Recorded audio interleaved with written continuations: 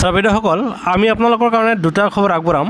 তাৰে এটা হ'ল কৰ্মচাৰীসকলৰ অৱসৰৰ বয়স 5 বছৰ বৃদ্ধি, তাৰ মানে 65 বছৰলৈ বৃদ্ধিৰ এক খবৰ। আনহাতে ইয়াৰ লগতে আন এটা খবৰ দিম যে কৰ্মচাৰীসকলক বাধ্যতামূলক অৱসৰ, তাৰ মানে এফালে কৰ্মচাৰীসকলৰ 5 বছৰলৈকে চাকৰি বৃদ্ধি, আনফালে কৰ্মচাৰীসকলক বাধ্যতামূলক চাকৰি আছে কিন্তু তাৰ আগতে অৱসৰ। এই দুটা খবৰ আমি আপোনালোকলৈ আগবঢ়াম। ভিডিঅ'টো শেষলৈকে চাব। আনহাতে নতুনকৈ হোৱা ছাত্ৰসকলে কৰ্মচাৰী আৰু পেঞ্চনাৰসকলৰ প্ৰতিটো খবৰ আগত পাবলৈ আমাৰ চেনেলটো লাইক এটা দি শ্বেয়াৰ আৰু ছাবস্ক্ৰাইব কৰিব নাপাহৰিব। সেয়েহে আমি পোনে আহিছোঁ যে প্ৰথম খবৰটো হ'ল কৰ্মচাৰীসকলৰ 5 বছৰৰ চাকৰি কাৰ্যকাল 65 বছৰলৈকে বৃদ্ধিৰ দাবী, আৰু ইয়াৰ দাবী জনাইছে সদৌ অসম কৰ্মচাৰী পৰিষদৰ ফালৰ পৰা। ইতিমধ্যে ৰাজ্য চৰকাৰক কৰ্মচাৰীসকলৰ চাকৰি কাৰ্যকাল আকৌ 5 বছৰ বৃদ্ধি কৰাৰ কাৰণে দাবী জনাইছে।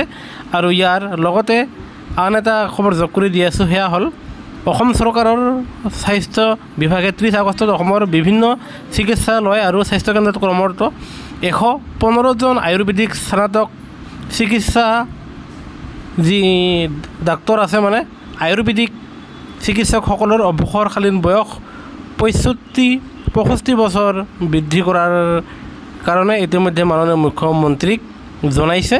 আৰু আয়ুৰ্বেদিক কৰ্মচাৰীসকলৰ তেখেতসকলৰ চাকৰি কাৰ্যকাল 65 বছৰলৈকে বৃদ্ধি পাব। আনহাতে অন্যান্য কৰ্মচাৰীসকলৰো বয়স বৃদ্ধি কৰাৰ কাৰণে দাবী জনাইছে। সেয়া মুখ্যমন্ত্ৰীৰ হস্তক্ষেপৰ ফলতহে সেয়া বাস্তৱত পৰিণত হ'ব।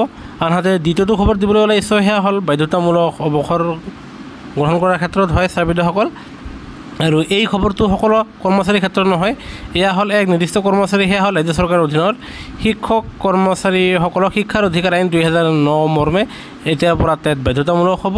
আৰু সেয়েহে যিসকল কৰ্মচাৰীসকলৰ আপোনাৰ টেট নাই, তেখেতসকলে যদিহে প্ৰমোশ্যন বিচাৰে 2 বছৰ সময়সীমা দিয়া হ'ব, আৰু 2 বছৰৰ ভিতৰত তেখেতসকলে টেট কমপ্লিট কৰিব লাগিব, অন্যথা তেওঁলোকক চাকৰিৰ পৰা বাধ্যতামূলকভাৱে অৱসৰ গ্ৰহণ কৰিব লাগিব।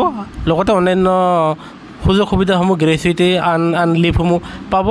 আনহাতে লগতে যিসকল শিক্ষক কৰ্মচাৰীসকলৰ 5 বছৰতকৈ কম চাকৰি আছে, তেখেতসকলে টেট উত্তীৰ্ণ নহ'লেও হ'ব, কিন্তু তেখেতসকলে পদোন্নতি দাবী কৰিব নোৱাৰিব। সেয়েহে এই দুটা খবৰ আমি আপোনালোকৰ মাজত লৈ আহিছোঁ।